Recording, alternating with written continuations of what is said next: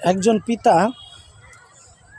সন্তান 10 জন হোক আর 5 জন হোক আর 2 জন হোক বা 3 জন হোক, তার সঠিক দায়িত্ব হচ্ছে সব ছেলে মেয়ের সাথে সমান ভালোবাসা দেখাইব।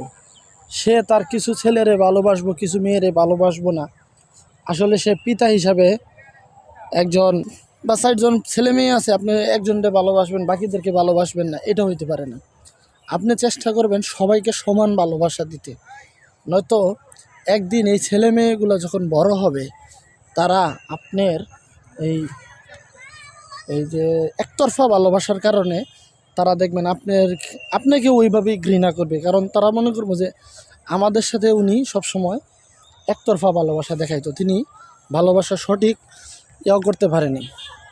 তাই সন্তানের সাথেও ওইরকম কোনো আচরণ করবেন না যে আচরণ বড় হলেও সে এগুলো মনে রাখে।